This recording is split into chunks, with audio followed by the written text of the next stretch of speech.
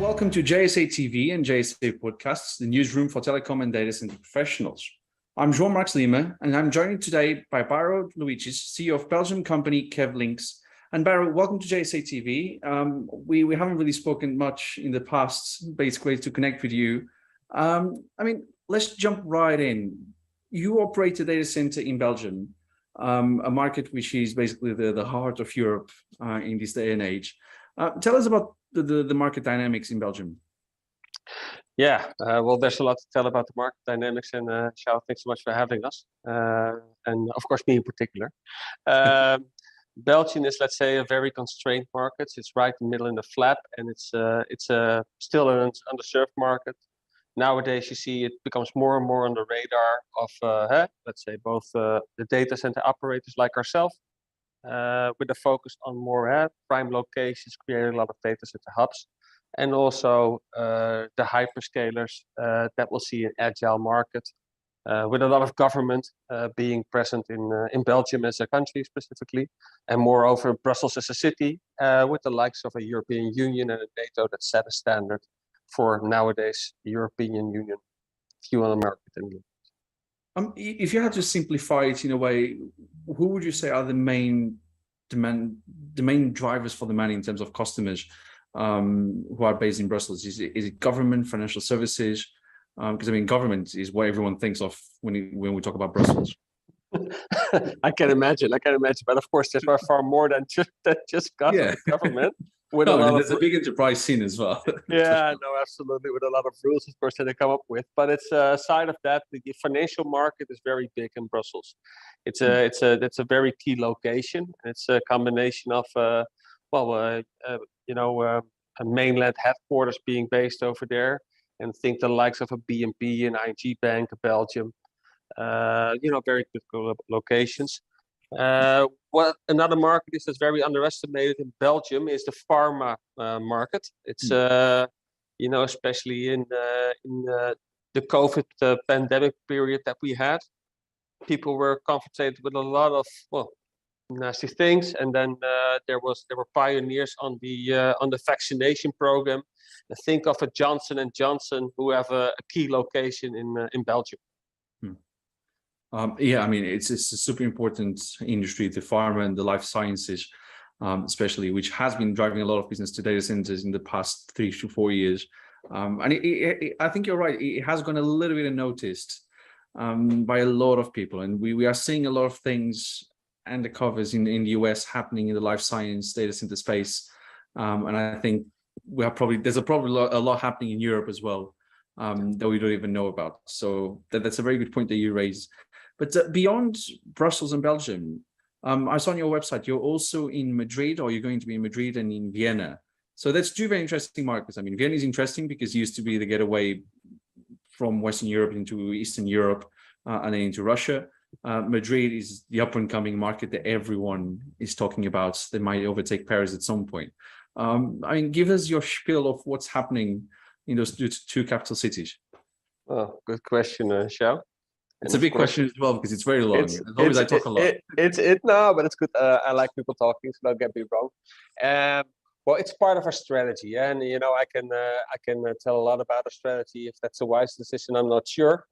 Being this on social media, but we are focusing on growth markets, on emerging markets, and nowadays it's really a standard. You also hear people talking about edge, and with us it's really a combination of things. So we are a data center service provider. We develop and operate the data centers, and we do this for it complies with the standards of basically all segments, and we just want to service them in markets that are not on the FLAP-D notification. That's how I see it. Okay. If we look into the next 12 months, where do you want KevlinX to be by September, October 2023? What do you expect to happen?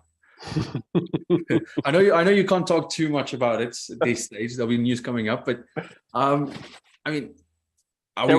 will be news coming up exclusively with Xiao. So, but thanks for asking. No, it's a very exciting time, and we just sincerely hope that the plans that we wish to execute, that they will be executed. We have an exciting partner that is helping us in expanding the data center organization that we have. We have a great team, and we believe that the plans that we have, that we can execute with them together collectively. And bear in mind, we're always looking for new people. Okay, well, that's a good shout out to the to the industry. I mean, there's a lot of movement around staff and resources in Europe at the moment, with so many projects happening. So, actually, what's your view of the talent gap then? Now that you brought it up, is it easy for you to find the right people to work for you, or you struggle sometimes with finding the right talent? Yeah, I think, for a number of years, finding the right technical people is already a big issue. And therefore, there are great initiatives like the Dutch Data Center Association is doing in the Netherlands, helping and educating people and creating a sort of a university where, because the data center industry is still very much unaware with a lot of kids on the radar. And one of the things that we want to do is in the Brussels campus, for instance, is to connect with schools and make people more aware of, what is a data center, what does it mean for society, and can this be your future to be part of this? I think in general, we are facing not only in Europe but also in the US, globally, basically a lot of lack for people, and this goes, of course, farther than just technical. But what I strongly believe in, and we as a company, is just you got to create the right team, because not one person only can do this by himself or herself, and you got to do this together. And I think we're dealing quite well with that.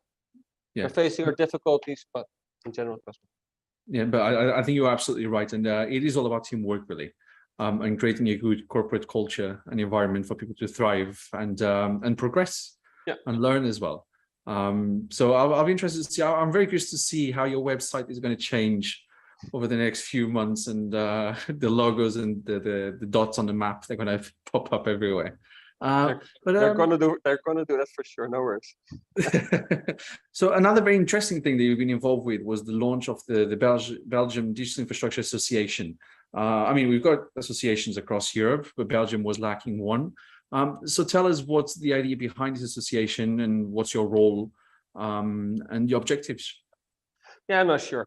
Thanks. It's I'm born and raised in Amsterdam, as I told you before, in offline discussion. And the thing is, we have a very, very solid association over here, and of course, for a sophisticated market, with the Dutch Data Center Association.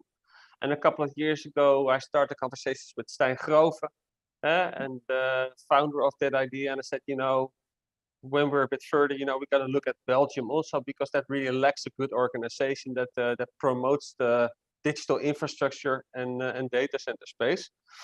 And we find some other parties that said, this is of interest to me, and think of Data Center United. So is my great player, great guy, also very smart thinking, entrepreneurial wise, and want the best for the data center ecosystem. And we just, let's say, had a number of iterations, conversations on what would the best way to proceed on this. And then in the end, it's just a matter of execution. It's the same with everything in life, just doing. And I think really, if you compare to the existing initiatives in Belgium, you can think of an Agoria that's more focused on, there's more link with government.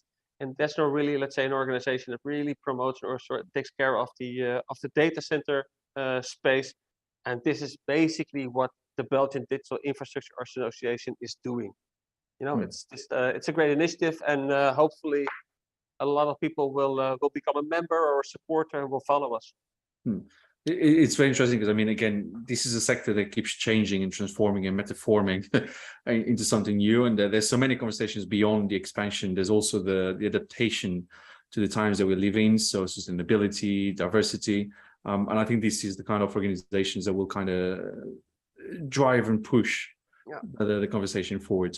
And Barro, if people want to find out more about KevlinX or the Belgian Digital Infrastructure Association, where can they go to, or who can they reach out to? Yeah, of course, it's easy. Just go to the website kevlinx.com or bdia.be. That's the easiest way.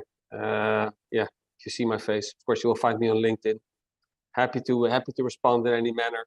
And and to help people. And the mission behind both KevlinX and BDIA is really about bringing digitalization further ahead in these underserved and growth markets that I pointed out earlier before. And just happy to help you if you're looking at this market and can be supply and everything. Just bring the ecosystem together, of course. Yeah. And those markets are super interesting, tier 2 and tier 3 markets across Europe, because there's so many. I mean, across the world, there's loads of them, but even across Europe, there's a lot of opportunities out there.